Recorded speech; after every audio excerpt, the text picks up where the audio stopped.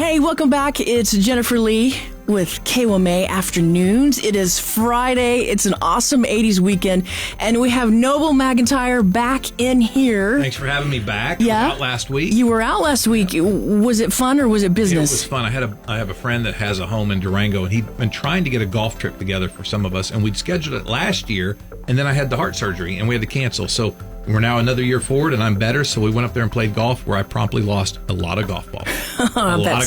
But my name's on all of them, so it's some form of advertising. Oh, well, see, there you go. There's McIntyre Law golf balls all over the Durango golf course. They'll find it. We used to have a place at Pagosa Springs, which is close to Durango. In fact, if you wanted to go into a big city, you would go into Durango. It's about 50 miles away. So Durango has hot springs. It's crazy how water comes up out of that mountain at 110 degrees, but they built a facility around it, and you can actually go sit in the hot springs. And we did that one day after golfing. It's kind of crazy. It's pretty cool. Yeah, Mesa Verde's up there too. Yep.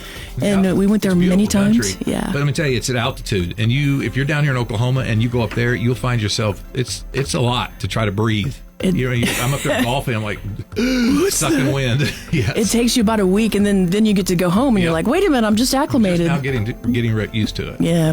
Well, I'm glad you're here. It's an awesome 80s weekend. Let's talk about Ozzy. I cannot believe, and for a lot of people, he is like the cool dad that just passed away. I remember when he bit the head off the bat.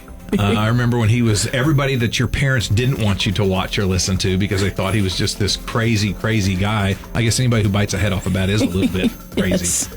But yeah, I mean, it was 78 years old. 76. Yeah. From Parkinson's. My grandmother had Parkinson's, so it's a tough disease. It's crazy that he was able to just do a concert here a couple weeks ago. Right. As kind of his farewell, and now he's passed away so quickly. But yeah, everybody when we were growing up knew Ozzy. Yeah. Until I was about 13, when I was younger, I was terrified of Ozzy.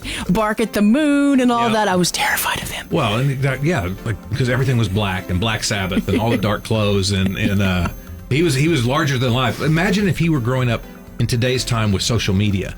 He would have just exploded as just so different than everybody else. Right. The time span, he wouldn't have made his way. Right. He would have just been famous for 2 seconds or whatever. Yeah. Instead of this whole period of time. But I mean, the tributes are pouring in for the guy, and it's a tough deal for his family, but I guess he's lucky he didn't get rabies when he bit the head off the bat all those years ago. Right, and he had to get those shots. And back then, we were so afraid in the 80s, especially kids, that we were going to get rabies, and we had to have 20 shots in the stomach.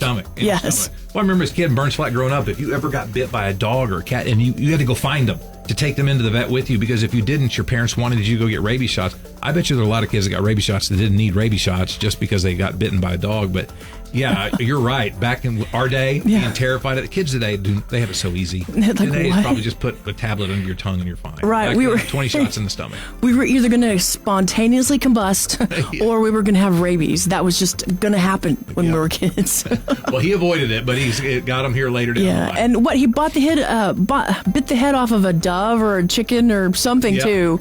He was a little different. Yeah. He was a little different. And then he became everybody's dad and just the Sharon and kind of the second phase of his life, really, in MTV. He seemed like a nice guy in the second phase of his life. Kind, and you'd listen to him talk, and obviously his wife loved him. She stuck with him all these years. Yeah, and he tried to kill her once when he was under the influence. Just his way of saying he loved her. Right. He tried to snort ants. Yes.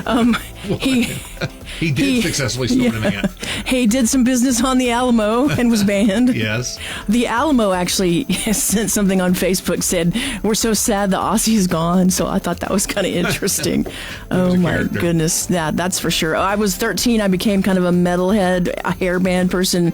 And then I really appreciated more of the Ozzy stuff. Well, what was your favorite Ozzy song? My favorite Ozzy song, it's got to be between Crazy Train. Okay.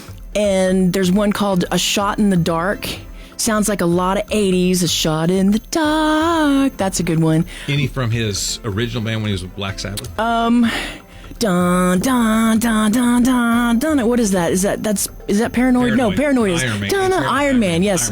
Dun dun. Yeah, Iron Man and Paranoid. He went out on his own. Yes. Singing, and then he had Close My Eyes Forever with Lita Ford. Yep. Yeah. So he had some songs. Everybody. You know, I don't know how that would work in today's time if he was a brand new artist, because it's just so out there. But in that day, he blew up. Yeah, and it took a long time back then to make albums. They're not done in 60 seconds now, where that's how famous the star gets. And you know what's funny is Dolly Parton, actually, after he performed in this last concert, Dolly Parton said kind of, hey, I'm glad we saw you. I love you. We need to do a duet. And I'm sad that they could have done Paranoid or Mama, I'm Coming Home. That would have been something. The fact that Dolly's still around. How old is she now? In her 70s, yeah. From Dolly to Ozzy. Now, Ozzy did have Parkinson's disease. Right. And if let's shift gears a little bit and talk about something a little bit more serious. If you have something in your workplace, say Parkinson's, you got diagnosed, or cancer or whatever, and your boss isn't as understanding as they should be about a lot of this, there's a Family Medical Leave Act that's people can do. How can you kind of protect yourself if this happens? It's tough both ways. It's tough. Let's say as an employer, you have an employee that's doing a job that requires them to have full use of all their faculties and all of everything, and then one day they get Parkinson's, which changes things dramatically. That person's not going to be able to do the same job, but the person's still protected under the Americans with Disability Act. And so it's a balancing act on how do you look out for the person that now has a disability that's causing them to have problems, but how do you look out for the employer to make sure that they're staying safe and they're able to get things done too. Hopefully what you have is a good relationship between the employee and the employer. I love all my employees. I would work with them in any way that I could, and I would put them in a position where they could still succeed. Not every employer is able to do that. If you're out in a factory, you can't really have somebody on a factory line that requires, minute movements, and they have Parkinson's. You just can't. And so it's a tough deal. Sometimes people have to retire from that job, but you are protected under the American with Disability Act. And what I would encourage people to do is just sit down and have a conversation with their employer and try to find a way that will make it work for everybody.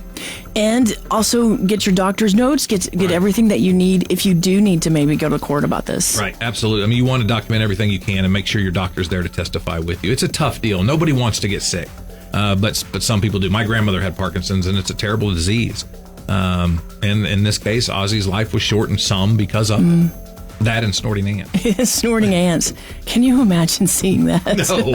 I mean, it's like a whole line of ants as they're walking along. I mean, what are you thinking when you do something like that? I know. I think it was probably because he had snorted something else in advance. Probably. It was affecting his judgment. Yes, I'm pretty sure. And a lot of people are like, well, yeah, we expected him to go for like 40 years now.